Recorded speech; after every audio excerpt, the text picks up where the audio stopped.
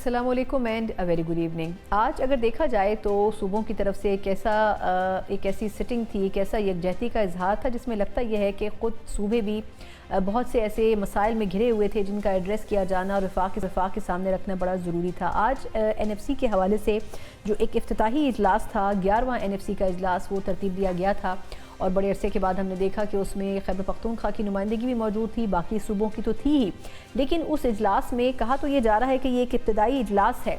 जो मसाइल थे वो खुलकर बड़े सामने आए। एक तरफ KP की अपनी रिजर्वेशन थी, दूसरी तरफ सिंध के भी कुछ बड़े दरीना तहफ़्फ़ुज़ात थे। जो एक्सपेक्टेशन थी वफाक से कि वो मालियाती कोई असिस्टेंस या जो डिमांड्स हैं सूबों की उनको एड्रेस कर सकेगा, उसके जवाब में उन्होंने अखराजाती जो डिटेल्स थी वो तलब कर ली सूबों से, जिसके ऊपर बड़ा खुलकर पाकिस्तान पीपल्स पार्टी यानी कि सूबा सिंध की तरफ से अपने जो तहफ़्फ़ुज़ात हैं उनका इजहार किया गया। लेकिन अब इस मामले में आगे देखना होगा कि एक तरफ हम देख रहे हैं महंगाई के नंबर्स को देखा जाए तो वो भी बढ़ रहे हैं। हम जहां माजी में बात कर रहे थे कि सिचुएशन बड़ी बेहतर हुई है, लेकिन सिचुएशन उस तरफ जाती हुई नज़र नहीं आ रही है। दूसरी तरफ IMF की रिपोर्ट्स पर रिपोर्ट्स आ रही हैं जिसमें ये कहा जा रहा है कि 5,000 अरब रुपए से ज़्यादा की करप्शन हो रही है। बहुत सी चीज़ें ऐसी हैं जो कि गवर्नमेंट ने सेटल डाउन करनी है, लेकिन वो कैसे हो सकेंगी। टैक्सेस की बात हो रही है, FBR की बात हो रही है, ये वो तमाम चीज़ें हैं जिस पर पॉलिटिकल पार्टीज़ का कंसेंसस होना बड़ा ज़रूरी है। लेकिन इन तमाम इंपॉर्टेंट डिसीजंस में क्या अपोजिशन तो एक तरफ, लेकिन हुकूमत की जो इत्तेहादी जमातें हैं उनका कंसेंसस कितना शामिल हो रहा है, ये भी तवज्जो तलब बात है। इन तमाम चीज़ों पर बात करेंगे प्रोग्राम के पहले हिस्से में कि पाकिस्तान की मखर किस तरफ जा रही है और बाकी सूबे भी किस हद तक बर्दाश्त कर सकेंगे इन तमाम चैलेंजेस को। इस पर बात करने के लिए प्रोग्राम के पहले हिस्से में मेरे साथ मौजूद होंगे पीपल्स पार्टी के सीनियर तरीन रहनुमाओं में शामिल हैं और साबिक वफाकी वजीर भी हैं, सैयद नवीद कमर साहब मेरे साथ मौजूद हैं। नवीद कमर साहब, सर आपके कीमती वक्त का बहुत शुक्रिया। सर पहले तो ये आज बड़ी इंपॉर्टेंट एक मीटिंग थी, वैसे तो इब्तदाई मीटिंग है, लेकिन आप क्या समझते हैं कि ये होनी कितनी ज़रूरी थी? और दूसरा, इसमें सिंध की तरफ से जो रिजर्वेशन जिनका इजहार किया गया है उस पर वफाक का सर रिस्पॉन्स आपको कैसा लगा है? देखिए, पहली चीज तो ये कि जाहिर है NFC एक कॉन्स्टिट्यूशनल फोरम है और NFC की जब भी मीटिंग होती है तो एक आईनी तकाजा है जो कि पूरा हो रहा होता है, तो उस लिहाज से तो बहुत ही इम्पोर्टेंट मीटिंग थी। इब्तिदाई हो या उससे आगे दूसरी भी जो होंगी और उसमें जो फैसले होंगे वो कई सालों तक उसका जो है वो वफाक और सूबों को जो फाइनेंशियल मामलात हैं उस पे रहता है। तो एंड सेकेंडली जो 10th NFC हुई थी 2008-9 में वो जो है उसके बाद से कोई भी चेंज कोई सिग्निफिकेंट ऐसा नहीं आया। तो इस लिहाज से अब उसको जब दोबारा से उस पे गौर व खौज हो रहा है तो जाहिर है कि हर एक की अपनी अपनी पोजीशंस हैं और वो बहुत इंपॉर्टेंट हैं कि वो पोजीशंस समझी जाए, क्योंकि ये आगे जाके मुल्क की सालमियत के लिए एक बहुत बड़ा इशू बन सकता है अगर इसको सही तरीके से ना हैंडल किया गया। तो पहली चीज तो ये हुई आज की मीटिंग में, बाकी तो अब जैसे डिटेल्स आएंगे तो हमें पता चलेगा। लेकिन एक तो ये था कि खैबर पख्तूनख्वा में जो साबिक फाटा के डिस्ट्रिक्ट्स थी वो मर्ज हो गए हैं, तो खैबर पख्तूनख्वा की जो पॉपुलेशन है वो उस हद तक बढ़ गई है, तो उनका जो शेयर है डिविजिबल पूल में वो उस हिसाब से बढ़ गया है दूसरे सूबों के मुकाबले में। एक तो है ना, वो पहले तो फाटा था, शेयर वफाक से आता था, अब वफाक के क्योंकि नंबर्स पे कैप आ चुका है तो उस लिहाज से उससे ज्यादा वफाक तो नहीं देगा, तो सूबों के ही उस मामलात को, तो उस इशू को टैकल किया गया। और मेरा ख्याल है कि ये हक बनता है खैबर पख्तूनख्वा का कि उनकी जो इस वक्त पॉपुलेशन है उसको पूरी तरह से काउंट किया जाए और उस हद तक उनको कट ना लगाया जाए। उसके बाद अब इश्यूज बाकी आते हैं। जो सबसे बड़ी जो डिमांड है वो सूबों की नहीं है, सबसे बड़ी डिमांड वफाक की है।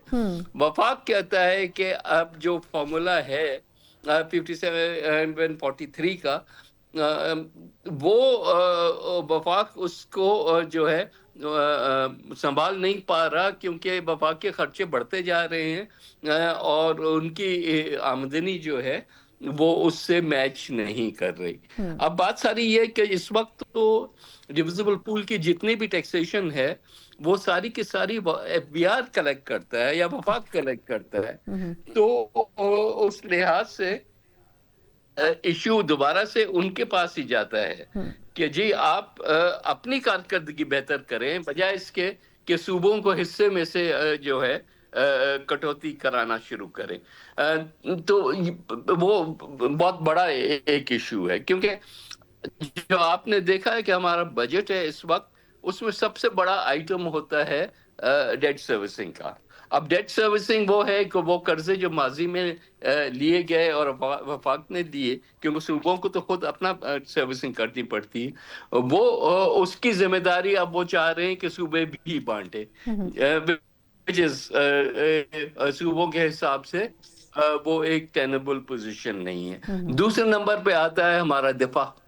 پھر تیسرے نمبر پہ اب جو بڑا آئٹم ہو گیا ہے وہ آ گیا ہے پینشنز کا، کیونکہ اس کے بعد سول ایکسپینڈیچر وغیرہ آتے ہیں. تو اس لحاظ سے اب اس میں کٹوتی کتنی ہو سکتی ہے، نہیں ہو سکتی، ظاہر ہے کہ ہر ایک اپنی اپنی پوزیشن لے رہا ہے. صوبے یہ کہتے ہیں کہ جی اگر آپ کا مطلب یہ ہے کہ ہم جو ہے تعلیم اور صحت اور سوشل ویلفیئر اور لا اینڈ آرڈر ان سب سے پیسے کاٹ کے اور آپ کی ڈیٹ سروسنگ کے لیے دیں، تو یہ ملک کے لیے کس طرح سے بہتر ہوگا. تو اب یہ تو آج کوئی فیصلے نہیں ہوئے، ابتدائی اس پہ ڈسکشنز ہوا ہے. تو وہ یہ سب چیزیں پھر آگے جا کے جو میٹنگز ہوں گی اسی 11th NFC کی، اس میں کچھ فیصلے ہوں گے. اچھا، آپ نے سر بہت ہی ڈیٹیل میں تمام چیزوں کو ایڈریس کیا ہے، لیکن ایک دو چیزیں ہیں جو میں جس پر آپ کی مزید بھی رائے چاہوں گی.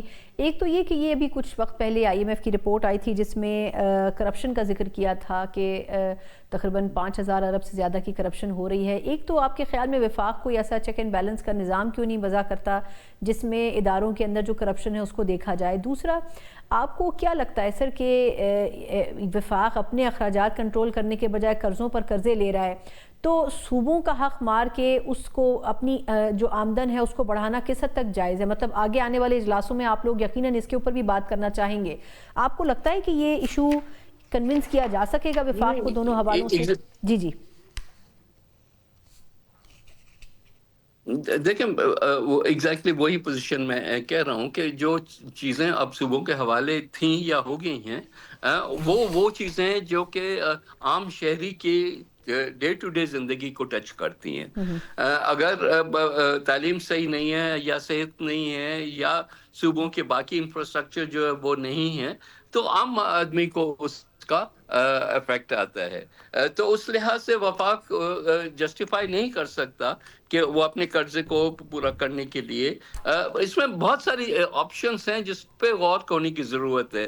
ایک تو ان کی اپنی جو ڈیٹ کا پوزیشن ہے اس کی ری پروفائلنگ کرنا بہت ضروری ہے. ان کو بیٹھ کے دیکھنا ہے کہ کہاں کہاں وہ انٹرسٹ ریٹس کو کم کر سکتے ہیں، کیونکہ بہت سارے تو یہ سودی نظام ہے نا جو کہ جس کی پیمنٹس ہو رہی ہیں، یہ پرانے قرضے نہیں واپس کر رہے، یہ قرضوں کی جو مارک اپ ہے یا سود ہے جو بھی کہہ لیں، وہ اس کی پیمنٹ ہمارے بجٹ سے ہوتی ہے، اور بجٹ میں اب وہ گنجائش جو ہے وہ ختم ہوتی جا رہی ہے. تو اس ساری چیز کو دوبارہ سے دیکھنے کی ضرورت ہے کہ اس میں ہم کتنی، آپ نے دیکھا کہ جب انٹرسٹ ریٹس کم ہوتے ہیں تو وفاق کو جتنی پیمنٹ کرنی پڑتی ہے وہ بھی اتنی حد تک کم ہو جاتی ہے، تو ان کے پاس کوئی سپیس رہ جاتا ہے. لیکن انٹرسٹ ریٹس بڑھتے ہیں تو یہ نمبر بھی بڑھ جاتا ہے. تو ایک تو بہت بڑا ایریا وہ ہے جس پہ غور کرنے کی ضرورت ہے کہ اس پہ کیا کیا جا سکتا ہے. دوسرا جو جیسے آپ نے کہا کہ اوور آل بجائے پائے پہ لڑنے کے کہ کس کو کتنا حصہ ملے، پوری پائے کے سائز کو بڑھائیں نا. اگر ہم گروتھ کی طرف جائیں گے تو ہماری انکمز بھی بڑھیں گی، گورنمنٹ کی انکمز بھی بڑھیں گی. ڈویزیبل پول میں پول میں کیا آتا ہے؟ اس میں آتا ہے انکم ٹیکس، اس میں آتا ہے سیلز ٹیکس، اس میں آتی ہے کسٹم ڈیوٹی اور فیڈرل ایکسائز. یہ 4 ٹیکس جو ہیں، کچھ ایسے ٹیکس وفاق نے اب لگائے جو کہ ہمارے نظر میں آئینی طور پہ بالکل صحیح نہیں ہے. جیسے پیٹرولیم لیوی ہے، تو لیوی کا نام دے کے انہوں نے کہا یہ ٹیکس نہیں ہے، یہ تو ہم خود لے جائیں گے. اس قسم کی اور بھی چیزیں ہیں. تو ان سب کو غور کرنے کی ضرورت ہے کہ اس بجائے لڑائی کرنے کے کہ تمہارا حصہ کاٹ کے ہمیں دو اور ہم یہ نہیں دیں گے، بہتر ہے کہ اس کے اندر سے ہی ہم کوئی چیز نکالیں. دوسرا یہ کہ آپ کو پتا ہے کہ 18ویں آئینی ترمیم میں ایک بہت میجر فیصلہ کیا گیا تھا کہ صوبوں کو اس وقت جو 10th NFC میں حصہ ملتا ہے وہ وفاق کم نہیں کر سکتا. اب وہ بھی ایک بہت بڑا امتحان ہے ان کے لیے، جو بار بار کہتے ہیں کہ 18ویں ترمیم ہمیں پسند نہیں ہے، وہ اسی وجہ سے کہ وہ کیپ لگا دیتا ہے جو 10th NFC کی صوبائی شیئر پہ. ٹھیک. اچھا سر، آخری سوال اور کرنا چاہوں گی کہ یہ جو اس وقت اپوزیشن کی صورتحال ہے، ویسے تو آفریدی صاحب وہاں پر موجود تھے، مراد علی شاہ صاحب بھی تھے، لیکن اب سننے میں یہ آ رہا ہے کہ آفریدی صاحب کے خلاف اشتہاری ہونے کی جو کارروائی ہے وہ بھی شروع کر دی گئی ہے، دوسری طرف کیسز بھی ان کے خلاف ہیں. پھر یہ بھی ایک تنقید ہو رہی ہے کہ وہ صوبے میں کم اور اسلام آباد میں زیادہ ہوتے ہیں احتجاج کرنے کے لیے. میں دو سوال کرنا چاہوں گی. ایک تو یہ کہ یہ جو گورنر راج کی بات ہو رہی ہے، تو کیا آپ کو لگتا ہے کہ جو کچھ بحیثیت سی ایم وہ کر رہے ہیں ان کی رخصتی کا اور گورنر راج کے آنے کا ٹائم ہو گیا ہے؟ اور دوسرا یہ کہ آخر ملاقاتوں پر پی ٹی آئی کے بانی چیئرمین سے اتنی پابندی کی وجہ کیا ہے؟ پہلی چیز تو یہ گورنر راج لگانا اتنا آسان کام نہیں ہوتا. گورنر راج لگانے کے لیے آپ کو پہلے جوائنٹ سیشن سے بھی اجازت لینی پڑتی ہے. مختلف طریقے کار ہیں، لیکن جو جس کو شاید گورنمنٹ دیکھ رہی ہے وہ یہ ہے وہ جوائنٹ سیشن سے پہلے اجازت لیں اور اس کے بعد صوبائی اسمبلی سے بھی اجازت لیں. اب جہاں پی ٹی آئی کی گورنمنٹ ہے وہاں پہ یہ اتنا آسان تو نہیں ہوگا کہ آپ کتنی اس میں جو ہے کیا کہنا چاہیے، وہ چانگا مانگا والا سٹائل کتنا آپ بالکل اپنائیں گے. بالکل. تو میرا خیال ہے کہ بہتر یہ ہے کہ ان کے ساتھ بھی کوئی اس حد تک تو آپ کی ورکنگ ریلیشن شپ بن جائے. ان کو بھی نہ چاہیے کہ وہ ہر کام جو ہے بجائے صوبے کی بہتری کے کرنے کے وہ صرف ایک سنگل پوائنٹ ایجنڈا پہ ہوں کہ خان کو باہر نکالو. وہ خان کو بھی نکلنا چاہیے اپنے حساب سے اور اپنے جو بھی ان کا لیگل وہ ہے، لیکن کچھ صوبے کا بھی تو سوچے، صوبے کے ایشوز کو ہائی لائٹ کریں اور اس کے لیے جو تگودو کرنی ہے صوبے کے اندر بھی اور دوسری اینٹیٹیز سے ملتے ہوئے وہ آپ کریں. So I don't think governor's rule is a good solution. بالکل ٹھیک. بہت بہت شکریہ سر آپ کے قیمتی وقت کے لیے. ہمارے ساتھ سید قمر صاحب موجود تھے، پاکستان پیپلز پارٹی کے سینئر رہنما ہیں، اور یقیناً آج کی اس میٹنگ کے بعد جو کہ NFC کے حوالے سے تھی، اس میں جہاں تک صوبوں کے مسائل ہیں وہ تو بڑی حد تک سنے گئے ہیں، لیکن ابھی تک وفاق کی طرف سے اس کے اوپر کوئی خاطر خواہ جوابات نہیں دیے گئے. یقیناً اگلا جو اجلاس ہے اس میں اس حوالے سے کوئی کلیئر جو پوائنٹس ہیں وہ ضرور ہوں گے. لیکن ایک طرف ہم نے پاکستان پیپلز پارٹی یعنی صوبہ سندھ کی ریزرویشنز تو سنی ہیں، لیکن خیبر پختونخوا کی طرف سے بھی کوئی بہت اچھے جو گفتگو ہے وہ نہیں کی گئی، بلکہ انہوں نے بھی بہت سے ایشوز پر کھل کر بات کی ہے، چاہے وہ دہشت گردی ہو، چاہے صوبے کا شیئر ہو. اس حوالے سے بھی تھوڑا سا مزید تفصیلی بات کر لیتے ہیں، اور اس پر بات کرنے کے لیے میرے ساتھ اب موجود ہیں پاکستان تحریک انصاف سے تعلق رکھتے ہیں اور مشیر خزانہ ہے خیبر پختونخوا کے مزمل اسلم صاحب میرے ساتھ موجود ہیں. مزمل صاحب سے بہت شکریہ آپ کے وقت کا. یہ بتائیے گا کہ آج فیڈریشن نے اخراجات کی پوری تفصیلات مانگی ہیں تمام صوبوں سے کہ کہاں پر کھڑے ہیں صوبے اور کتنا ان کی ایکسپیکٹیشنز ہیں آگے مستقبل کے حوالے سے. تو آج کے اجلاس کا اگر لب لباب آپ سے جاننا چاہوں تو کیا چیزیں ڈیمانڈ کی گئی ہیں وفاق کی طرف سے؟ جی تھینک یو سنا. سب سے پہلے تو یہ 11واں NFC کا پہلا اجلاس تھا، اور یہ آپ یوں کہہ لیں کہ رسمی اجلاس بھی میں کہہ سکتا ہوں اس کو، کیونکہ اس اجلاس میں کسی کی کوئی ڈیمانڈ یا گیو اینڈ ٹیک والی کوئی بات نہیں ہوئی.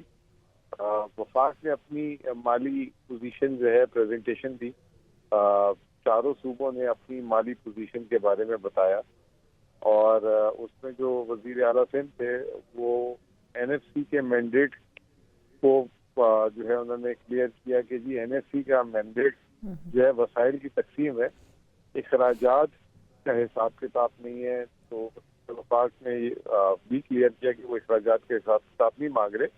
اوور آل جو ہے مالی صورتحال ہر ایک کی کس طرح ہے وہ جو ہے اس پہ بات چیت ہوئی. پھر اس کے علاوہ جو ہے سب نے اپنی مالی صورتحال بتائی. وفاق کا فوکس یہ تھا بتانے کا کہ ان کے مالی حالات NFC سے پہلے بہتر تھے اور ان کے پاس زیادہ پیسہ بچتا تھا ترقیاتی اخراجات اور دفاع میں خرچ کرنے، ان کا خسارہ بھی کم ہوتا تھا. اور NFC کے بعد یہ چیز پلٹ گئی، جو وہ ان کو لگتا ہے کہ یہ بڑی لمبا نہیں چلا سکتے وہ، اور اس سے پاکستان کے معاشی حالات خراب ہوتے ہیں جب حکومت مزید ٹیکس لگاتی ہے، تو جب ملک میں گروتھ یا معاشی سرگرمیاں کم ہوتی ہیں تو اس سے لوگوں کا الٹیمیٹلی نقصان ہوتا ہے اور پورے ملک اور صوبوں کو ہوتا ہے۔ صوبوں کی اپنے اپنے سب کے تحفظات بھی تھے، سب کی اپنی اپنی بات بھی تھی۔ خیبر پختونخوا نے اپنا ایک ہی ایجنڈا لے کے گیا ہوا تھا اور وہ یہ تھا کہ جی 7واں NFC جو ہے نامکمل ہے اور غیر آئینی ہو چکا ہے، کیونکہ جو ہے آئین کا آرٹیکل 160 کہتا ہے کہ تمام صوبوں کو جو ہے ان کے حساب سے پیسے دیے جائیں۔ تو جب 25ویں ترمیم ہوئی اور جب فاٹا جو ہے خیبر پختونخوا میں خیبر پختونخوا لے کر نہیں آیا تھا فاٹا کو اپنے ساتھ، وفاقی نیشنل پالیسی کے تحت اس کے ساتھ شامل کیا تھا، تو اس کے جو وسائل ہیں NFC سے نہیں آ رہے ابھی۔ خیبر پختونخوا کی ڈیمانڈ تھی کہ اس کو آپ فوری طور پہ جو ہے یہ آپ جو نامکمل چیز ہے اس کو کر لیں تاکہ آئینی بھی ہو جائے، جس میں خوشائن بات یہ کہ تمام صوبوں نے اور وفاق نے سب نے سپورٹ کیا اس چیز کو۔ ہم تو چاہ رہے تھے کہ یہ آج ہی اس میں ہو جائے پیش رفت، لیکن اس کا ایک اسپیشل جوائنٹ ورکنگ گروپ بنے گا اور جنوری میں دوسرا اجلاس جب NFC کا ہوگا تو اس میں پیش کی جائے گی۔ اور اچھی چیز یہ ہے کہ پچھلے جو NFCs 2 گزرے ہیں اس میں صرف ایک اجلاس ہوا اور 5 سال کچھ اس میں پیش کی نہیں ہوئی۔ امل صاحب، سر لاسٹلی بس یہ فرمائے گا کہ دہشت گردی کے اوپر بڑا مسئلہ درپیش رہا ہے کہ کبھی خیبر پختونخوا یہ کہتا تھا کہ ہمیں فنڈز نہیں فراہم کیے جا رہے، وفاق نے کہا کہ ہم نے اتنے اربوں روپے دہشت گردی کے نام پر دیے ہیں، وہ کہاں گئے؟ تو سر اس ایشو کے اوپر کوئی بات چیت ہو سکی ہے؟ دیکھیں اس پہ آج میں نے جیسے کہا رسمی اجلاس تھا اور یہ جو آپ نے بات کی یہ سیاست کے لیے استعمال ہوتے رہے ہیں۔ یہ جو ہے اگر خیبر پختونخوا کو کوئی کسی نے اس اضافی پیسے نہیں دیے، ہر صوبے کو اضافی پیسے ملے ہیں وفاق کی طرف سے، بلوچستان کو بھی ملے ہیں، سندھ کو بھی ملے ہیں، پنجاب کو بھی ملے ہیں۔ تو یہ صرف میڈیا میں ایک دوسرے کو نیچا دکھانے کے لیے باتیں ہوئی ہیں، وہاں پہ اس طرح کی کوئی بات نہیں ہوئی، اور بلکہ انفیکٹ وہاں پہ ہم نے یہ بتایا کہ کس طریقے سے یہ جو کم ہمیں پیسے ملے فاٹا کو خاص طور پہ جو مرج ایریا کے، اس کی وجہ سے خیبر پختونخوا میں کیا محرومی اور دہشت گردی اور اس میں جو ہمارے اخراجات ہو رہے ہیں، اور بلوچستان نے بھی یہ بات کا اظہار کیا کہ جو ہمارے بجٹ کے حساب سے ہمارے جو ہم سیکیورٹی پہ اخراجات کر رہے ہیں وہ جو ہے ہمارے لیے ناقابل برداشت بھی ہے۔ لیکن اس جو ابھی آپ نے بات کی کہ جی پیسے دیے گئے، اور دوسری بات وہ وار اینڈ ٹیرر کے پیسے کبھی بھی دہشت گردی کے لیے نہیں تھے، یہ واپس سے کلیئر کر دوں، یہ وہ پیسے تھے کہ جب امریکہ نے 9/11 کے بعد جنگ لڑی اور خیبر پختونخوا کی پوری معیشت خراب ہو گئی اور آپریشنز ہوئے اس کے بعد اور افغان وار کے نتیجے میں، تو پھر اس کے نتیجے میں جو وہاں کے لوگوں کے لیے ریلیف کے لیے ریکنسٹرکشن اینڈ ڈیولپمنٹ کے لیے دیے گئے تھے پیسے، اور یہ 2010 میں دیے گئے تھے۔ فاٹا تو 2018 میں جا کے KP کے ساتھ آیا، تو لوگ اس کو غلط کمپیئر کرتے ہیں کہ جی شاید وہ جو ہے پولیس کے لیے دیے گئے تھے یا سیکیورٹی کے لیے دیے گئے تھے، ایسی کوئی بات نہیں ہے۔ ٹھیک، بہت بہت شکریہ مزمل اسلم صاحب ہمارے ساتھ موجود تھے مشانہ برائے خیبر پختونخوا۔ اور آج ویسے تو علامتی طور پر دیکھا جائے ایک شروعاتی اجلاس تھا NFC کا، بڑے عرصے سے اس میں ایکسپیکٹیشن تھی کہ تمام صوبے اپنی ریزرویشنز رکھیں گے اور صوبوں نے رکھی بھی ہیں۔ ایک طرف خیبر پختونخوا کے بھی مسائل اس میں سنے گئے ہیں، دوسری طرف اس میں سندھ کی طرف سے بھی کہا گیا ہے وہ بھی اپنا حصہ دینے کے حوالے سے کچھ ریزرویشنز رکھتے ہیں، لیکن یہ ابتدائی اجلاس ہے۔ اب آگے جنوری میں جو اجلاس ہونا ہے، جنوری کے دوسرے ہفتے میں، اس میں بڑی حد تک یہ چیزیں کلیئر ہوں گی کہ وفاق کی ان تمام ریزرویشنز کے اوپر کیا رسپانس ہے اور کس طریقے سے وہ ان ایشوز کو ایڈریس کرے گا۔ ایک مختصر وقفہ اور اس کے بعد سیاسی ڈیولپمنٹس کے حوالے سے کچھ مزید بھی سیاسی تجزیہ لیں گے، ہمارے ساتھ رہیے گا۔ بریک کے بعد ایک بار پھر خوش آمدید۔ جہاں ہم نے NFC کا ذکر کیا ہے کہ NFC میں نہ صرف خیبر پختونخوا کی ریزرویشنز ہیں بلکہ سندھ حکومت کی بھی ریزرویشنز ہیں، وہی پیپلز پارٹی جو کہ حکومت کے ساتھ کھڑی ہے وہ تمام تر ایشوز کے اوپر اپنے حوالے سے ووکل بھی رہی ہے، ریزرویشنز کا اظہار بھی کرتی رہی ہے۔ دوسری طرف ہم دیکھ رہے ہیں کہ اپوزیشن ہو اور اپوزیشن کی تمام جماعتیں ہوں، وہ اکٹھے ہونے کے باوجود بھی وہ جو ویٹیج ہے وہ نہیں دے پا رہی ہیں جو کہ اپوزیشن کا ہونا چاہیے۔ سب سے بڑی بات یہ ہے کہ جہاں تک حکومت کی ایکسپیکٹیشنز تھیں، اپوزیشن کے اکٹھا ہونے کے باوجود بھی وہ انرجی، وہ پیس نظر نہیں آتا اس احتجاجی موڈ کو جو کہ بڑے عرصے سے جس کی توقع کی جا رہی تھی اپوزیشن سے۔ شاید اس کی ایک بڑی وجہ یہ ہو سکتی ہے کہ JUIF جیسی بڑی اپوزیشن کی جماعت اس وقت اس الائنس سے باہر ہمیں نظر آتی ہے۔ دوسری طرف ہم گورنر راج کا بھی حوالہ سن رہے ہیں کہ گورنر راج خیبر پختونخوا میں لگنا ہے۔ اب جو اشتہاری जाली करार देने की कार्रवाई है अफरीदी साहब के खिलाफ, वो भी शुरू हो चुकी है और ऐसा महसूस होता है कि अगर वो अपनी असल नौकरी पर वापस नहीं गए तो फिर उनके खिलाफ मज़ीद भी कार्रवाई की जा सकती है। लेकिन इस पूरी सिचुएशन में क्या वाकई अपोजिशन भी कोई सबक सीखेगी माजी के अदवार से, या फिर हुकूमत से कोई सियासी गलती ना हो जाए? इस पर ज़रा तफसीली कुछ सियासी तजिया हम लेंगे। इस प्रोग्राम के सेगमेंट में मेरे साथ मौजूद होंगे सीनियर सहाफ़ियाकार मोहसिन बेग साहब। बेग साहब, बहुत शुक्रिया सर आपके वक्त का। सर, एक तो ये इस वक्त की जो सिचुएशन है, आपको कहाँ पर आप स्टैंड करता हुआ देखते हैं? हुकूमत ने बड़ी बातें की, जी महंगाई कम हो गई, हमने ये कर दिया वो कर दिया। रियलिटी पे अगर देखें तो हम कोई ख़ास फ़र्क नहीं पड़ा, बल्कि उल्टा महंगाई बढ़ती हुई महसूस हो रही है। दूसरी तरफ सर अपोजिशन भी कुछ नहीं कर पा रही है, सिर्फ वॉकआउट करते हैं पार्लियामेंट से और बाहर आकर प्रेस टॉक करते हैं। उससे ज़्यादा तो अपोजिशन का कोई किरदार भी नहीं रहा। बहुत शुक्रिया। बेसिकली तो देखिए, इस वक्त हालात अगर ओवरऑल देखे जाएं तो पॉलिटिकली तो बड़े काम कूल हुकूमत की फेवर में है, और जहाँ तक हुकूमत के रिलेशनशिप हैं इस्टेब्लिशमेंट से, तो वो बड़े मसाली से लग रहे हैं, और उसमें कोई दरार या उसमें कोई अपोजिशन कोई क्रैक्स नहीं डाल पा रही। अपोजिशन इवन आवाम को भी बाहर अभी निकालने में कामयाब नहीं हो सकी, क्योंकि अपोजिशन के जो इश्यूज़ हैं वो आवाम के इश्यूज़ नहीं हैं। आवाम के इश्यूज़ हैं कि बेरोज़गारी है, आवाम के इशू हैं कि कारोबार नहीं है, अनएम्प्लॉयमेंट बहुत ज़्यादा है, महंगाई है, और जिस तरीके से आवाम को ईज़िली चीज़ों को हैंडल करना, मतलब बिजली के बिल्स हैं, गैस के बिल हैं, ये परेशानियां जो हैं, अपोजिशन इन पे बात नहीं करती। अपोजिशन के जो पॉइंट्स हैं वो आवाम बाई करने के लिए तैयार नहीं है, और हो सकता है फ्यूचर में जाके अगर हुकूमत आवाम के इश्यूज़ को एड्रेस नहीं करती, बिज़नेस कम्युनिटी के इश्यूज़ को एड्रेस नहीं करती, तो फिर शायद आपने देखा होगा हमारे हमसाया मुल्कों में लीडरलेस आवाम जब निकलती है तो वो मुश्किल क्रिएट कर देती है। जैसे कि आज़ाद कश्मीर में हुआ, उनका कोई लीडर नहीं था, उनकी कोई जमात नहीं थी। तो ऐसी सूरत में उससे थोड़ा सा बचने की ज़रूरत है हुकूमत को, और नेचुरली हुकूमत अपनी कोशिशों में लगी हुई है कि वो कोई रिलीफ आवाम को दे सके, बिज़नेस कम्युनिटी को दे सके। नेचुरली उनके लिए भी शायद अगर उनका आर्गूमेंट सुना जाए तो वो IMF है, वो टैक्सेस है, वो पैसे ना होने की वजह हो सकती है। तो उस सूरत में अभी रिलीफ जो है वो आवाम को नहीं मिला।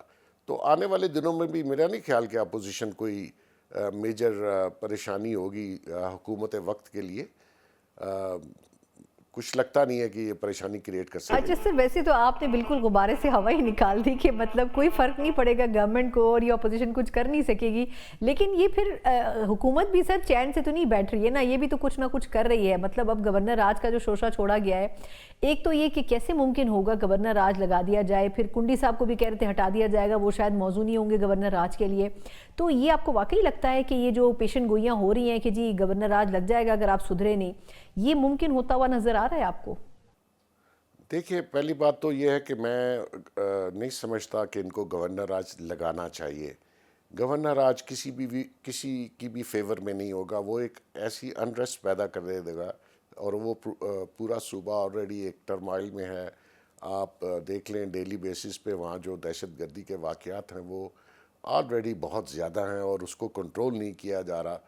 लॉ इन्फोर्समेंट का बहुत नुकसान हो रहा है। वो अपनी जगह बहुत कोशिश कर रहे हैं, लेकिन पॉलिटिकली उस सूबे की जो गवर्नमेंट है वो मेंटली तौर पर हमारे लॉ इन्फोर्समेंट एजेंसीज़ का उस तरीके से साथ नहीं दे रहे। एक पॉलिटिकल बयानिया जो दहशतगर्दी के ख़िलाफ़ होना चाहिए था, वो गवर्नमेंट नहीं बना सकी, KPK की गवर्नमेंट।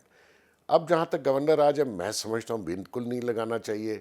और अगर लगाना पड़ गया इनको, जो कि मैं नहीं समझता इतनी हेस्ट में फेडरल गवर्नमेंट कोई काम करेगी। और फिर उसमें जो आपने कहा कि अफवाहें थी कि जी कुंडी साहब को चेंज करके, और वो जो मुख्तलिफ नाम चल रहे थे सियासतदानों के, तो ऐसी सूरत में जब ये सिचुएशन आ गई कि गवर्नर राज लगाना है, तो नेचुरली वो फिर कोई पॉलिटिशियन नहीं होगा, वो कोई रिटायर्ड जनरल साहब ही होंगे। जिस मकसद के लिए गवर्नर राज लगाना ज़रूरी है, वो कोई पॉलिटिशियन गवर्नर पूरा नहीं कर सकता। फिर वो आएंगे और वो ही शायद करें। लेकिन ये सब क्या साराइयाँ हैं कि गवर्नर राज, मेरा नहीं ख्याल लगेगा। اچھا واقعی ویسے سر کیونکہ یہ تو پیرل بات چل رہی تھی کہ یا تو 3 سیاستدانوں کے نام آ رہے تھے اور پھر کہا جاتا یہ نہیں ہوا تو کوئی ریٹائر فوجی آفیسر ہوگا، یہ بات تو آپ کی درست ہے، لیکن یہ ابھی جو سچویشن پوری ہو رہی تھی سر، پاکستان تحریک انصاف اڈیالہ کے باہر احتجاج کر رہی تھی، پہلے خالی ان کی بہنیں کرتی رہی، پھر ہم نے دیکھا کہ ایک مومنٹم بنا اور لوگ بھی آنا شروع ہو گئے، لیکن ملاقات نہیں ہو سکی ان کی بہنوں کے علاوہ، وہ بھی ایک ایک کر کے کروائی گئی، اور یہ کہا جا رہا ہے فیصل وارڈا صاحب جیسی شخصیات کی طرف سے کہ جی اگر آپ نے سیاسی گفتگو بند نہیں کی تو پھر یہ ملاقاتیں بھی بند ہو جائیں گی۔ دیکھیے وہ تو سیاستدان ہیں اور اپنے آپ کو سیاستدان کہلاتے بھی ہیں، تو انہوں نے تو گفتگو سیاست پہ ہی کرنی ہے۔ جہاں تک ان کی بہنوں کا سلسلہ، میں پہلے دن سے کہہ رہا ہوں کہ ان کو ملنے دینا چاہیے، اس کی وجہ سے بہت سی کنٹروورسیز اور ان کے ہیلتھ کے ایشو کو لے کر بہت ساری بحث مباحثے ہوئے۔ سر لیکن وہ پھر سیاسی جو ٹاک ہوتی تھی قطع کلامی کی معذرت، لیکن وہ آپ کو یاد ہے نا کہ علیمہ صاحبہ اور باقی شخصیات یہ باہر آ کے بڑی سخت گفتگو کرتی تھیں، اور علیمہ صاحبہ پر تو الزام تھا کہ یہ ان کے سوشل میڈیا کے لیے کانٹینٹ بھی یہی پرووائڈ کرتی تھی خان صاحب کا، تو یہ آپ کے خیال میں یہ کوشچن مارک نہیں تھی چیزیں؟ دیکھیے ان ساری باتوں کے باوجود وہ ان کی بہنیں تو ہیں، تو بہن کے لیے بھائی کو ملنا میں سمجھتا ہوں اس میں تو ود آل ریزرویشنس، لیکن اجازت دے دینی چاہیے، کوئی بڑی بات نہیں ہے۔ وہ اگر آ کے باہر جتنی بھی گفتگو کرتی ہیں، یا ابھی جو ان کی سسٹر نے کی ہے، وہ ان کے لیے ہی نقصان دہ ہے۔ اگر وہ ان کو سمجھ آ جائے کہ آپ اسٹیبلشمنٹ سے یا جن کے نام آپ لیتے ہیں ان سے آپ لڑ کے نہیں جیت سکتے، ان سے انڈیا لڑ کے نہیں جیت سکا، تو آپ کیا جیتیں گے؟ آپ سمجھتے ہیں کہ آپ ان کو ڈرا کے ٹیبل پہ لے آئیں گے؟ وہ بھی نہیں ہوگا۔ یہ سارے حربے خان صاحب استعمال کر چکے ہوئے ہیں، اور اس کا رزلٹ آپ کے سامنے اور عوام کے سامنے ہے۔ اور خان صاحب جو ہیں وہ کوئی سیاسی قیدی نہیں ہے، وہ کریمنل کیسز میں سزا یافتہ ایک قیدی ہیں، جنہوں نے چوریاں بھی کی، جھوٹ بھی بولا، مال بھی لوٹا۔ ابھی توشہ خانہ 2 کا بھی رزلٹ آنا ہے، اس کا کیس بھی بالکل فائنل ہے۔ تو ایسی صورت میں مہاتما بننے کی ضرورت نہیں ہے، آپ ریکویسٹ کیجئے، کوئی پیچ اپ کرنے کی کوشش کریے، آپ کو ریلیف جو ہے وہ اسٹیبلشمنٹ نہیں دے پائے گی، آپ کو ریلیف ملے گا کورٹ سے۔ تو جو پہلے گڈ ٹو سی یو اور سارے کیسز میں بیلیں، اتنی بیلیں تو زندگی میں کسی کو ملی نہیں جس طریقے سے ان کو مل رہی تھیں، اور جو فیور عدلیہ ان کے ساتھ کر رہی تھی وہ آج تک کسی اور کے ساتھ ہوئی نہیں، تو وہ ابھی بھی عدلیہ سے بھی ان کو شاید کچھ ریلیف ملے، وہ دوسری سائڈ سے ڈرا دھمکا کے نہیں ہوگا۔ ٹھیک، اچھا ویسے آپ کے خیال میں اگر سر ویسے بھی دیکھا جائے ایک نیوٹرل شخصیت کی حیثیت سے، آپ کو کیا لگتا ہے کہ آپ نے یہ تو درست کہا کہ بہنوں کو اجازت ہونی چاہیے، لیکن آپ کو یہ ماحول کہاں جاتا ہوا نظر آ رہا ہے؟ کیونکہ وہ گفتگو بھی نہیں تھمی ہے، وہ کرٹیسزم بھی ختم نہیں ہوا باہر آ کر بات کرنے کا، تو پھر اب الٹیمیٹلی اگر یہ ملاقاتیں بند ہوتی ہیں تو کتنا ایکسٹریم پر گورنمنٹ بھی اور پی ٹی آئی دونوں جا سکتی ہیں؟ نہیں، پی ٹی آئی کوئی ایکسٹریم پہ نہیں جا سکتی ہے، جس ایکسٹریم پہ انہوں نے جانا تھا ماضی میں آپ نے دیکھ لیا ہے، یہ انہوں نے کوئی کسر نہیں چھوڑی اس ملک کے خلاف، اس ملک کی اسٹیبلشمنٹ، اس ملک کی آرمی کے خلاف جو گفتگو، جو بیانیاں، جو کام انہوں نے کیا، پھر پاکستان کے خلاف جس حد تک یہ گئے، انٹرنیشنل آئی ایم ایف کے دفتر پہنچ گئے، لیٹر لکھے، جو کرنا تھا انہوں نے کر چکے ہوئے ہیں یہ سارے حربے۔ ہاں ایک ایجنڈا ضرور ہے ان کا اور ان کے جو ہینڈلرز ہیں انٹرنیشنلی، کہ پاکستان آرمی کو ڈسکریڈٹ کیا جائے اپنے لوگوں کی نظر میں، وہ بیانیاں بنانے میں بھی یہ کامیاب نہیں ہو سکے۔ اس کی وجہ اللہ تعالیٰ نے آرمی کو ایک موقع دیا، اس ملک کو ایک موقع دیا، عوام کو ایک موقع دیا کہ ہم نے انڈیا کو شکست دی، اور ان پی ٹی آئی کا سارا جو بیانیہ تھا وہ بالکل اپنی نظر خود ہی ہو گیا۔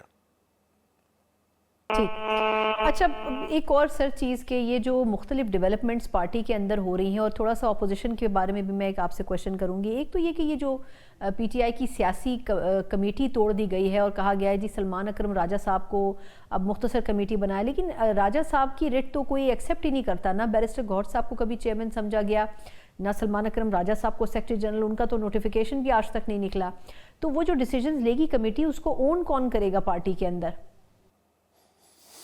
دیکھیے اگر آپ ڈیپ ڈاؤن جا کے دیکھیں تو اس شخص نے اپنی پارٹی کو کبھی پولیٹیکل پارٹی نہ سمجھا نہ بننے دیا، اور یہ جن لوگوں کا آپ نام لے رہی ہیں یہ ٹوٹل ایک मैसेंजर की हैसियत रखते हैं, इससे ज़्यादा नहीं। इनका पीटीआई से कोई दोनों का वास्ता नहीं था, ये अपॉर्चुनिस्ट हैं, इनको मौका मिला, कोई और नहीं था, ये लॉयर थे, ये ऊपर आ गए।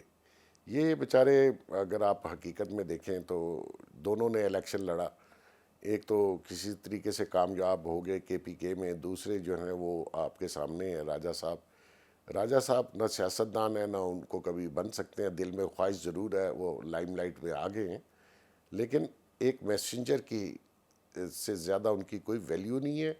वो अपने तौर पर ना तो कहीं बैठ के कोई नेगोशिएशन या डिस्कशंस कर सकते हैं ऑन बिहाफ ऑफ पीटीआई, क्योंकि बहुत से लीडर पीटीआई के आए जिन्होंने बात की, वापस जाके जब खान से बात की तो उन्होंने कहा नो ये नहीं होगा। तो ऐसे में कोई बंदा डेयर ही नहीं कर सकता कि वो अपनी पोजीशन अपनी बात पे खड़ा रहे, जो कि पीटीआई का लीडर कहलाए। इन बेचारों की कोई हैसियत नहीं। अच्छा, आखिरी सवाल सर, ये फरमाएगा कि ये जो अपोजिशन है, वैसे तो इनकी बड़ी मीटिंग्स भी हुई हैं और हिकमत अमली भी हम सुनते आए हैं, लेकिन क्या वजह है कि जेयूआई फेस अपोजिशन में होते हुए भी इनके साथ नहीं है? और आपको क्या लगता है कि मुस्तकबिल करीब में जेयूआई फे अगर इसमें शामिल हो जाए, पहले तो होगी या नहीं, और अगर हो जाए तो कितना फ़र्क पड़ेगा अपोजिशन की हिकमत अमली में भी, और ख़ास तौर पर एहतजाजी जो तहरीक है उसमें भी? देखिए, अगर आप हिस्ट्री देखें पाकिस्तान की, तो बहुत से अलाइंस बने अपोजिशन के अंदर, एआरडी बनी, एमआरडी बनी, बहुत सी तहरीकें चली, बड़े अपोजिट साइड की सोच रखने वाले पॉलिटिशियंस इकट्ठे बैठ गए और उन्होंने एक प्लेटफॉर्म से एक अपोजिशन की तहरीक चलाई।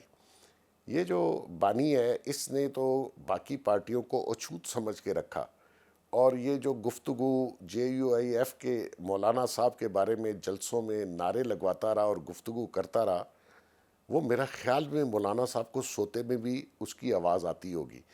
ऐसी जब आप पर्सनल किसी के ऊपर, इन्होंने नवाज शरीफ के ऊपर भी पर्सनल अटैक किए और ये जो महमूद अचकज़ई है, वो तो आपने देखा ही होगा ना क्लिप, जो ये जलसे में कह रहा था चद्दर पहन के आ जाता है।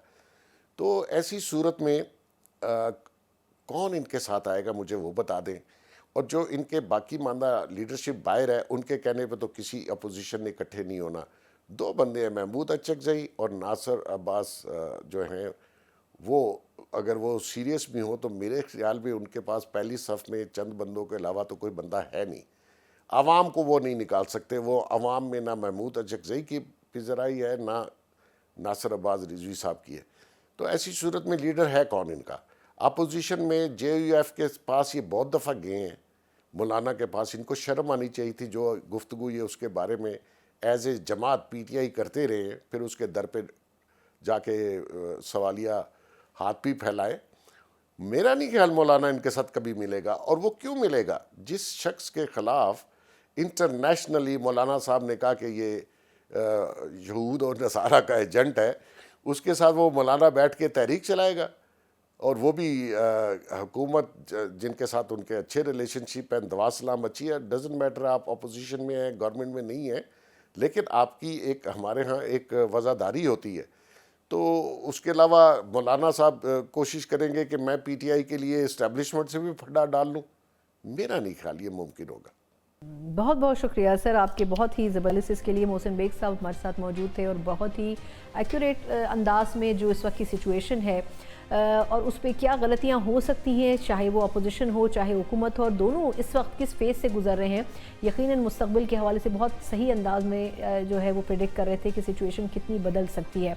एक मुख्तसर वक्फा और पाकिस्तान तहरीक इंसाफ के हवाले से जहाँ हमने तफसीली बात की है, तो ये भी देखेंगे कि जहाँ एक तरफ CM खैबर पख्तूनख्वा को इश्तिहारी करार देने का जो एक प्रोसेस है वो शुरू कर दिया गया है, वहीं कैसे मुमकिन हो सकेगा कि वो अपने उमूर चलाएँ जब वो अक्सर रोज़ाना की बुनियाद पर ही तकरीबन इस्लामाबाद में मौजूद होंगे मुख्तलिफ एहतजाजों के लिए। इस पर बात करेंगे एक ब्रेक के बाद।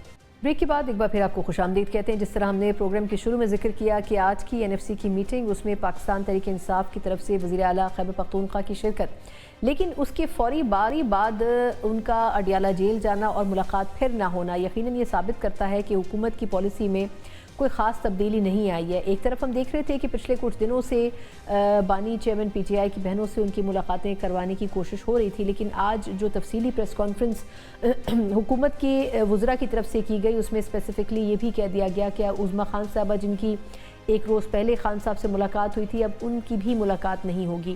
ایک طرف ہم دیکھ رہے ہیں کہ خیبر پختونخوا کے سی ایم جو ہیں ان کے خلاف اشتہاری ان کو قرار دینے کی کارروائی کا آغاز ہو رہا ہے، دوسری طرف ملاقاتوں پر بھی اب باقاعدہ پابندی کی بات ہو رہی ہے۔ معاملہ کس حد تک یہ ایگریسو موڈ میں مزید جا سکتا ہے اور کیا پی ٹی آئی اس کے لیے آلریڈی تیار ہے؟ کیونکہ ایک طرف پارٹی کے اندر بھی بہت سی تبدیلیاں ہو رہی ہیں، سیاسی کمیٹیاں بھی ختم ہو رہی ہیں، لیکن پارٹی میں وہ کنسنسس ڈیسیجن میکنگ کے حوالے سے کس حد تک موجود ہے؟ اگر جسٹ ان کیس خان صاحب سے ملاقاتوں پر مستقل پابندی ہو جائے تو کس طرح تمام معاملات کو لے کے چلا جائے گا؟ اس کے اوپر کچھ تفصیلی بات کریں گے۔ بات کرنے کے لیے میرے ساتھ پاکستان تحریک انصاف کے سینئر رہنما بھی ہیں اور وکیل بھی ہیں، فیصل چودھری صاحب میرے ساتھ موجود ہیں۔ Faisal, thank you so much for joining. سب سے پہلے تو آج کی یہ جو ابھی ریسنٹ ڈیولپمنٹ ہے، جو 2 وزراء کی پریس کانفرنس، اس سے شروع کرنا چاہوں گی کہ کہا یہ جا رہا تھا انٹرسٹنگلی اس میں کہ جی یہ تو جو اڈیالہ جیل ہے وہ وفاق کے انڈر نہیں آتی ہے، صوبے کے انڈر آتی ہے۔ پھر اس میں یہ بھی انہوں نے حوالہ دیا کہ عثمہ خان صاحبہ سے بھی ملاقات نہیں ہو سکے گی آگے چل کر۔ ایک تو یہ آپ کے خیال میں بہنوں سے ملاقات نہ ہونے کی وجہ کیا ہے، اور دوسرا اس میں ایک لیگل کیس کا بھی حوالہ دیا جا رہا ہے اور غالباً اس کیس میں آپ وکیل بھی تھے، تو اس کا اگر بیک گراؤنڈ تھوڑا سا بھی بتا سکیں ساتھ میں۔ تھینک یو سنا۔ سب سے پہلی بات یہ ہے کہ میں اس کیس سے شروع کر لیتا ہوں۔ وہ میاں نواز شریف صاحب کی جب پاناما میں ڈسکوالیفیکیشن ہوئی تھی تو اس کے بعد جو پی ایم ایل نواز کا جو اپنا کانسٹیٹیوشن ہے پارٹی کا، اس کے مطابق کوئی بھی ایسا شخص جو آرٹیکل 62 63 آف دا کانسٹیٹیوشن کے تحت ڈسکوالیفائڈ تھا، وہ ان کا سربراہ نہیں رہ سکتے تھے۔ اس میں معاملہ یہ ہوا تھا کہ سینٹ کے کچھ ممبران کے ٹکٹ سائن ہوئے تھے اور کچھ دیگر معاملات تھے، تو اس پہ وہ چیلنج ہوا تھا۔ اس وقت میاں نواز شریف صاحب زیر حراست، میرے خیال میں اگر میں غلط نہیں ہوں، وہ زیر حراست نہیں تھے، تو لہٰذا پھر ان کو یہ وہ قانونی نقطہ تھا، اس میں ہم نے یہ کیا تھا کہ پھر آپ وہاں پہ سربراہ نہیں رہ سکتے۔ So that was one of the reason. Zulfiqar Bhutto case ہے، اس کا ٹائٹل ہے، وہ ہمارے ایک وکیل ہیں سپریم کورٹ کے، انہوں نے کیس کیا تھا، اور اس میں شیخ رشید صاحب بھی شامل تھے، تو میں اور ڈاکٹر فروغ نسیم ان کو ریپرزینٹ کرتے ہیں۔ Anyways that case has nothing to do with this. یہ جو انہوں نے پابندی لگائی ہے، دیکھیے یہ رول 265 کا حوالہ دیا ہے، رول 500 سم تھنگ کا جو پریزن رولز کا 1978 کا حوالہ دیا ہے۔ بیسیکلی یہ جو پریزن ایکٹ ہے وہ 1894 کا ہے۔ اب 1895 جو کلونیل ایرا تھا، وہ اس کا ایک لا ہے، اس کے تحت جہاں پہ ہمارے انڈیجنس لوگ تھے یا ہمارے افراد تھے لوکل، ان کو سیاست کی تو اجازت نہیں ہوتی تھی۔ آپ کو پتا 1856 کے بعد کلونیل جو ہے ایرا سٹارٹ ہوا 1947 تک، تو وہ اس کا شاخسانہ تھا۔ اب آپ ڈیموکریٹک ملک میں جہاں پہ آپ قیدیوں سے ووٹیں بھی لیتے ہیں، آپ ان کو جو ہے نا پولیٹیکل پروسیس میں حصہ لینے دیتے کہ وہ آپ کے شہری ہیں، اور ان کا بنیادی ہے کہ آرٹیکل 17 کے تحت، کانسٹیٹیوشن کے تحت کوئی جس مرضی جماعت کو سے جو ہے وہ کریں۔ تو یہ بنیادی طور پہ عمران خان صاحب کی جو پیغام ہے، یہ اس سے ڈر اور خوف کا اظہار ہے۔ تو یہ وہ کہتے ہیں جی کہ آپ باہر نہ آ کے بات کیا کریں، تو باہر آ کے اگر عمران خان کی پیغام نہیں، اندر آپ مل کے آتے ہیں اور عمران خان صاحب سے جو بات ہوگی ذرا پولیٹیکل بات ہی ہوگی نا جی، ان سے لیگل بات ہوگی، پولیٹیکل بات ہوگی، اور وہ ملک کے فارمر پرائم منسٹر ہے، کوئی دہی بڑوں کی ترکیب تو ان سے ڈسکس نہیں ہوتی نا جی۔ تو یہ کہہ رہے ہیں جی کہ آپ باہر آ کے نہ بات کریں۔ اب بہنوں کی اگر آپ ایکسیس نہیں دیں گے تو پیچھے جو آپ انٹرنیشنل میڈیا پہ پھر آپ وہاں پہ شور مچائیں گے، تو ظاہر ہے وہ ریئیکٹ بھی کریں گے۔ آپ نہ وزیر اعلیٰ کو ملنے دے رہے ہیں نہ دوسروں کو۔ اب رانا ثناءاللہ صاحب کا بیان میں دیکھ رہا تھا، نیچے کو کچھ اور چل رہا ہے، ان 2 وزراء کی پریس کانفرنس ہو رہا ہے۔ Anyways it's confusion which is prevailing in the ranks of government. نہیں، لیکن فیصل یہ تھوڑا سا آپ دیکھیں نا، اگر ہم ڈیولز ایڈوکیٹ بن جائیں تو یہ بھی تو کہا جا رہا تھا نا کہ جی بہنیں ان سے ملیں اگر ملنا چاہتی ہیں تو، لیکن باہر آ کر سیاسی گفتگو نہ کریں، تو وہ سیاسی گفتگو سے اگر اجتناب کر دیں تو کم از کم اپنی ملاقات کا دروازہ تو بند نہیں ہونا چاہیے ان کے لیے۔ دیکھیے جو لوگ ملاقات کرتے ہیں سنا، ان کے اوپر ذمہ داری بڑی ہوتی ہے۔ ظاہر ہے عمران خان صاحب اندر ہیں، اور 30 دن کے بعد اگر کوئی ملے گا تو وہ تو غصے میں ہوں گے، اور نارملی بھی وہ بڑے بلنٹ ہیں۔ تو جو میسنجرز ہوتے ہیں، جو بات ہوتی ہے، ان کو متمع نظر چینج کیے بغیر ٹون اور ٹینر جو ہے وہ لازماً، میں سمجھتا ہوں اس بات میں وزن ہے کہ اس کو ریڈیوس کرے۔ اب دیکھیے پہلے جب ہمارے ذمہ داری تھی تو ہم بھی پیغام ایز اٹ از ہی جاتا تھا، کوئی اس میں نہیں ہوتا تھا، لیکن جو ایک سمجھیں کہ آپ ٹیمپریچر تھا اس کو کم کر دیتے تھے، آنسر نہیں ہوتا تھا. نہیں لیکن اچھا مجھے فیصل یہ بھی تو بتائیں کہ یہ جو ابھی سچویشن ہے، مطلب باہر جو بیٹھ کے دھرنا دیا گیا، احتجاج کیا گیا، میرا خیال ہے کہ اس کے نتیجے میں ہی ہم نے دیکھا کہ عظمیٰ خان صاحبہ کی 1-2 روز پہلے ملاقات کروائی گئی کیونکہ لوگ اکٹھا ہونا شروع ہو گئے تھے. لیکن آپ کے خیال میں آفریدی صاحب کے اوپر بھی یہ کرٹیسزم ہو رہا تھا کہ وہ اپنے صوبے کے اوپر توجہ دیں، اگر خان صاحب سے ملاقات نہیں بھی ہو پاتی ہے تو کوئی بات نہیں، آگے چل کر کسی وقت ہو جائے گی، لیکن وہ بھی اپنے تمام امور چھوڑ کر جیل کے باہر آ کے دھرنا دے رہے تھے. کیا آپ کے خیال میں یہ کس حد تک جسٹیفائیڈ تھا؟ سہیل آفریدی کو ریپلیس کیوں کیا گیا آپ کے خیال میں علی امین کی جگہ؟ اس کی ریزن ہے نا کہ جو ووٹر سپورٹر ہے پی ٹی آئی کا، وہ کے پی میں ہو، پنجاب میں ہو، جہاں پہ بھی ہو، بلوچستان میں ہو، سندھ میں، کشمیر میں، ایون اوورسیز پاکستانی، وہ صرف ایک بات دیکھنا چاہتے کہ عمران خان کب جیل سے باہر آئیں گے. اور ان کا شکوہ علی امین سے یہ تھا کہ آپ وہ کوششیں نہیں کر رہے جو کہ ہونی چاہیے. جو کہ یہ اعتراض صحیح تھا، غلط تھا، اس میں وزن ہے نہیں ہے، that is a different debate. اب گزارش یہ ہے کہ سہیل آفریدی صاحب پھر اوبویسلی ان کا ایک رینک اینڈ فائل ہے، اور وہ جو ہیں وہ بالکل عمران خان صاحب سے ملاقات جو ہے وہ کرنا چاہتے ہیں. بیکاز دیکھیے ایک آدمی جس کے نہ پولیٹیکل بیک گراؤنڈ تھا، نہ کوئی پیچھے فیملی میں کوئی بڑے عہدوں پہ تھا، اگر وہ ایک مڈل کلاس کا چھوٹا ذمہ دار فاٹا سے اٹھ کے اس کو سی ایم بنا دیں تو شکر گزار تو ہوں گے وہ عمران خان کے، اور ہونا بھی چاہیے. اللہ تعالیٰ کی ذات کرتی ہے، وسیلہ تو ظاہر ہے انسان ہی بنتے ہیں، اور عمران خان صاحب نے بڑی مہربانی کی ہے، بہت ساروں کے اوپر بہت کی ہے. تو یہ چیز جو ہے اگر وہ اس کو کرنا چاہتے تو اس میں ناراضگی کی تو بات کو نہیں. جہاں تک گڈ بیڈ گورننس کی بات ہے تو سیدھی سی بات ہے جی، لوگوں نے ووٹ دیے ہیں عمران خان صاحب کی رائے کے لیے. یہ گورننس شننس کے ایشو جو ہیں یہ لیکن ثانوی ہیں. اگر آپ پی ٹی آئی کا پرسپیکٹو دیکھیں گے تو وہاں پہ یہ ثانوی ہے، وہاں پہ یہ پرائرٹی نہیں ہے. پرائرٹی اس لیے نہیں ہے، اس کا مطلب یہ نہیں ہے کہ وہ آپ اس پہ توجہ نہ دیں، لیکن جو پی ٹی آئی کا ووٹر ہے یا سپورٹر ہے وہ چاہتا ہے جی کہ آپ پہلے عمران خان صاحب کی رہائی کے لیے بات کریں، باقی باتیں بعد میں کریں. نہیں لیکن آپ کو اب کیا لگ رہا ہے کہ یہ رہائی کے کچھ آثار ہیں؟ جس طریقے سے اب ملاقاتوں پر بھی پابندی ہے، ان کو ملنے بھی نہیں دیا جا رہا لوگوں سے، اور ایک طرف ہم دیکھ رہے ہیں کہ خود ان کو آفریدی صاحب کو اب اشتہاری قرار دینے کا بھی پروسیس شروع کر دیا گیا ہے. تو آپ کے خیال میں ایک طرف پارٹی اور ساتھ میں بانی چیئرمین کو بھی سائیڈ لائن کرنے کی کوششیں ہو رہی ہیں لائم لائٹ سے، دوسری طرف سسٹم میں بھی کوئی بہت زیادہ بہتری نہیں آ رہی، مطلب کبھی گورنر راج کی بات ہوتی ہے، کبھی ان کو اشتہاری قرار دے کے سسٹم سے نکالنے کی بات ہوتی ہے. ایسی سچویشن میں کیسے پارٹی جو ہے وہ سنبھل سکے گی؟ دیکھیے جہاں تک اشتہاری قرار دینے کی جو کاروائی ہے، میرے خیال میں ان کے وکلا جو ہے وہ انہوں نے کوئی ایڈوائس ان کو ٹھیک نہیں کیا. روز اسلام آباد آتے ہیں تو پیش ہو جائیں، پیش ہو کے اپنا وہ جو عدالت کے سامنے اگر آپ نہیں پیش ہوں گے تو پھر ضابطہ فوجداری کے تحت کچھ عدالت کے پاس اختیارات ہیں وہ استعمال کریں گے. تو سی ایم آفس ہے نا جی، ان کا اشتہاری ہونا یا ان کی وہ باتیں آنا نہ، یہ تاثر ٹھیک نہیں جائے گا. تو لہٰذا وہاں پہ آپ آتے ہیں روز پیش ہو کے آپ جو بھی ہیں عدالت سے ایک دفعہ پیش ہو، 3 دفعہ سسنس لے لیں، آفیشل ہے اور عدالت اس کو کنسیڈر کرتی ہے. انٹر کوئی گواہی نہ ہو یا کچھ قسم کا معاملہ نہ ہو تو آپ جو بات کرتے ہیں، دیکھیں نا اصول ضابطہ جو ہے میں تو اس کا قائل ہوں. ایون عمران خان اگر آپ کو یاد ہو تو ایک دفعہ عمران خان صاحب کو بھی اشتہاری کرا دے گا، وہ 2018 سے پہلے کی بات ہے، الیکشنوں سے پہلے.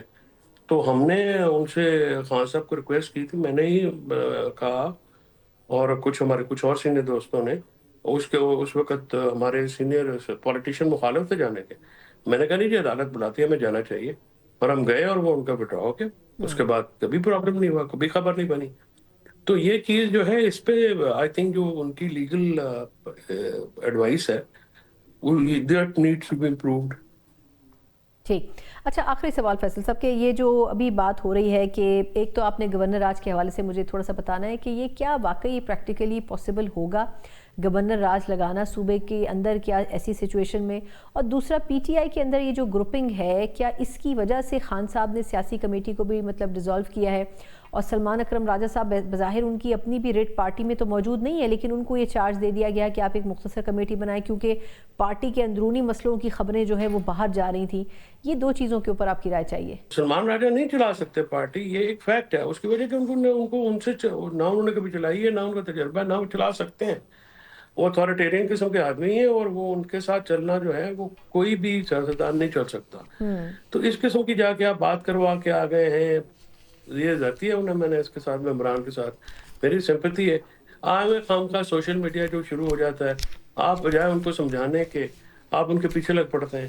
ایسے نہیں ہوتا, ان کے آگے نہیں لگنا چاہیے. ان کو دیکھیں سوشل میڈیا ایک رائے دیتا ہے, اس رائے کو آپ کنفرنٹ بھی کر سکتے ہیں, اس سے بات بھی کر سکتے ہیں. یہ اب یہ کہنا جی ایسا کیوں ہو گیا, قیامت آ گئی, بھائی نیشنل ڈیفینس یونیورسٹی پاکستان کا ادارہ ہے, وہاں پہ اگر جاتے جی وہ جی جرنیل صاحب ان کے ہیں تو سو واٹ, تو کتنے جنرل کتنی یونیورسٹیوں کے ریکٹر ہیں, کہتے ہیں یہ تو کوئی بات نہ ہوئی, یہ تو نان لاجک ہے اس معاملے میں.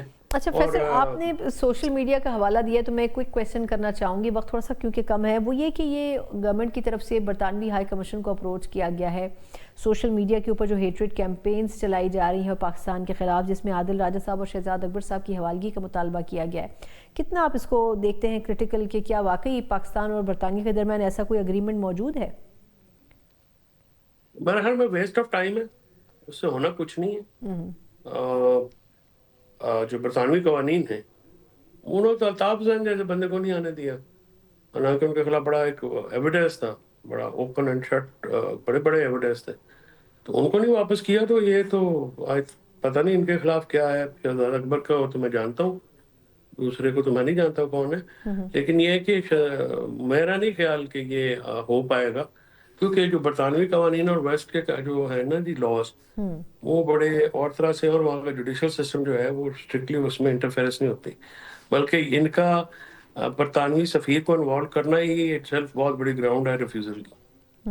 بالکل ٹھیک, بہت بہت شکریہ. فیصل چودھری ہمارے ساتھ موجود تھے, سینئر رہنما بھی ہیں, لیگل ایکسپرٹ بھی ہیں. ٹیکنیکلٹیز اپنی جگہ, لیکن پاکستان نے اپنا مقدمہ رکھا ہے. اب دیکھنا یہ ہوگا کہ آیا بین الاقوامی قوانین کو مد نظر رکھتے ہوئے پاکستان کی اس کوئری کو کس طریقے سے آگے پرسیو کیا جاتا ہے. اسی کے ساتھ ہی پروگرام کا وقت ختم ہوتا ہے. مجھے اجازت دیجیے, اللہ حافظ.